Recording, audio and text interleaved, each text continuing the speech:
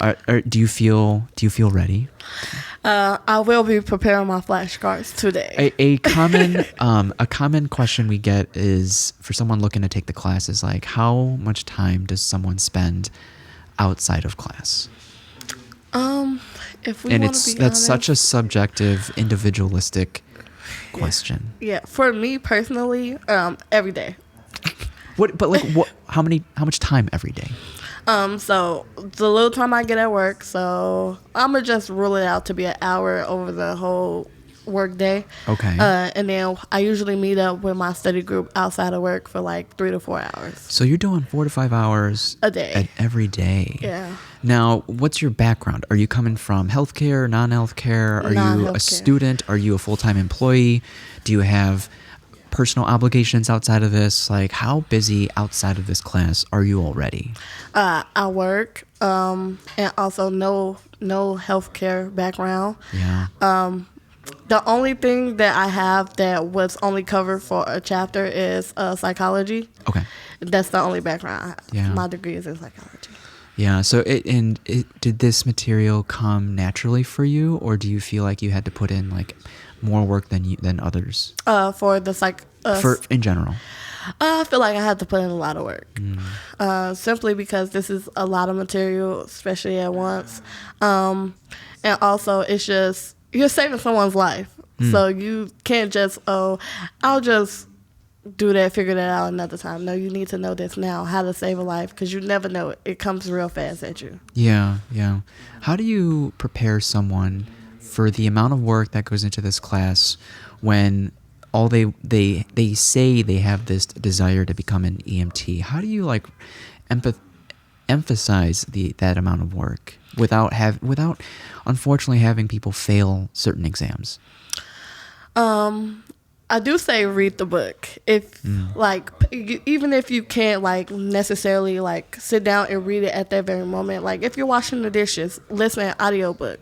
They have that option. And also do the pre-test, post-test, even though they say it's optional, really do it, because it gives you like a kind of a base what will be on the exam. And also if you can do the study guides, because the study plan, it does tell you like why is this the wrong answer immediately within my Brady lab. Oh, okay. And also just talking to people that might have an EMT background, and just try to get more tips and tricks. And for the practicals, I personally like the flashcard method. And so since you kind of like have a month between that, just passively looking over it every day, like maybe what's on each flashcard? So is it line by line, or is it? Yeah, it is. Oh, okay. So I'll be like step 1, and step 1 is like take or verbalize appropriate by BSI. And I guess for you, how many flashcards were you able to commit before it was overwhelming? But how many like flashcards can you do when you first started learning it? Like before you had to pause on the rest of the deck, and is it 5 at a time? Is it 10 at a time? If we're being honest, it was at first, before you include everything, it was 61 steps. Okay. So I just divided it into, I had to get the first half now. So you took the amount of time you had and then divided it by that? No, the amount of steps it was. Right. So you had identified the number of steps there were. Yeah. Did you identify when we first introduced it how much time you had? So let's say we gave you a month to commit this to memory, and you identified 61 steps. So 61 steps divided by the amount of time you have to study equals the amount of cards you need to commit per day. No, I did not think like that. Oh, okay. But I did know, okay, you have a month. You can memorize this in a month. And so we say that. We try to do it a month ahead, and it just doesn't get across to some people. Yeah, but for me, I think that was like one of my strong suits, is just trying to memorize it. So just getting that done. It's like I wasn't like full course until like maybe 2 weeks before the exam. So I'll passively like 30 minutes a day just study the flashcards. Flashcards that you made. Yes. Yeah. And then also with my study group, who's the big help. Just going over with them and hearing them and being able to be corrected and correct people during that time. So it's like, even if I'm not fully engaged on my flashcards, it's like, if I know it, I could tell him, oh no, that step is way after this step. Yeah, it's the yes, I agree with that. The ability to convey these assessments in language that your peers can understand. We say it on day one, like, you try to find at least one person that you match up, at least on a schedule, but ideally personality-wise, and your maybe background or like life goals, and commit to the process with someone else, because trying to do this by yourself is very hard. Yeah, it is. How early in the process did you begin your clinical rotations, and how helpful were they to absorbing or emphasizing the importance of the assessment? So we started class in August. So right after I submitted, I started clinicals October 14th. I had got 2 done in a week. So October 14th and October 17th. Hospital or ambulance? Hospital. Okay. And I just finished all 3 of my hospital rounds. I just finished at Northwestern on the 4th. And you did CPR? I did do CPR. Right. All right. Yes, I did. It's way different than doing it on the dummy, I promise. And also, I do want to touch on that. I did talk to like my friends and family about that, because you mentally prepare yourself for death when it comes to this job. And I was like, oh yeah, I'm prepared. And it didn't take me up until like that moment that I was like, no, this is something I really want to do. Oh, cool. And I was like, I really want to help people be able to make it if they call, like, something happened to them. Yeah. And I was like, I really can't handle it. And even if people in their voices was like, Key, are you okay? Is this your first time, like, witnessing this? And at that moment, I was like, yeah, this is for me. This is something I can do for a while. I hate the question, what do you see yourself in 5 years? But I was like, if someone was to ask me that right now, I would be able to answer that question. Why did you hate that question? Because it's just like, I don't know. But that's okay to not know. Yeah. But then the follow-up would be, what are you doing to find out? Exactly. Unless you don't care to find out, and which is okay too. But sometimes there's that frustration or dissonance or the hate for the question if you feel like you're in limbo. And so if you feel like you're in limbo, then what are the things you're doing to explore what you might be good at and what you might enjoy? And so you've discovered that you have this capability to be calm and to be a rock, for a shoulder to lean on for these individuals experiencing a very stressful time in their life. Yeah. Right? So like everyone in this class on day one says they want to help people, but this is a very specific capacity in how you're helping people, and to be able to be level-headed and even-keeled in a time of duress and stress, because our patients don't need us to cry with them. Yeah. They need us to fix their problems. And with that, I think a lot of healthcare providers are naturally empathetic, and it's natural for us to care so much and so deeply about our patients that sometimes we overburden ourselves with it. And so, you have to check in with yourself, how you're doing. Are you taken care of? Is your family taken care of? And then you can pour from a full cup. Yeah. So, I don't know. I just really, I have a clear vision. I think I didn't like the question simply because I didn't have no clue. Like, it's like I have a plan. I know what I wanted to do, but it was just like, even still, I was like, I don't know if I'm not sure. Yeah. But now I'm so sure, like, this is what I want to do. Amazing. Yeah. We're only halfway in. Yeah. But the clinical rotation has helped, especially after my Northwestern. We had just took the exam 2 days before. Okay. And I had got a stroke patient. So we took, exam 3. I had a stroke patient, CPR.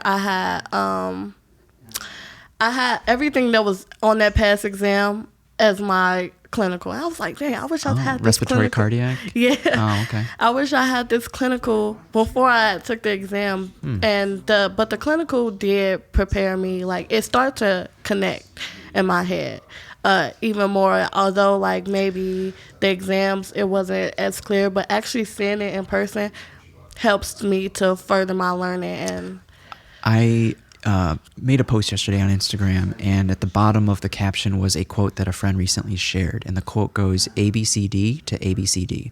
So have you heard this before? No. So ABCD is short for always be collecting dots to always be connecting dots. Okay. And so whether that's like clinical, and it could be as micro or macro. So like, let's say we're already in the EMT class and we're learning and we're trying to absorb. Well, how many different dots within emergency medicine can you start collecting in order to start connecting the dots? So that could be, despite the self-promotion, YouTube videos, podcasting, listening to these scenarios, going to clinical rotations, participating. You're collecting all these dots, and inevitably you're going to start connecting all these dots. That's what you're doing. It is what I was doing, especially with the stroke. When I had my first stroke in Insight, they was like, this is the TIA because I haven't seen this much improvement in like an hour. And I was like, okay, I know what a TIA is, but can you further explain it to me? And it's your willingness to, sometimes some people are like, oh, that's a silly question. I shouldn't ask that. But your willingness to ask that will inevitably put you ahead. So, and I do recommend when you're at clinicals, please don't just stand and let them like forget that you're there. You have to be in control of your own education. And at Northwestern, I did get I got clocked a little bit. She told me to know when it's appropriate to ask my questions because I was just asking my questions right away. Oh. And it's very true. I have to get my questions out there, but also you have to make sure that you are taking initiative for your learning.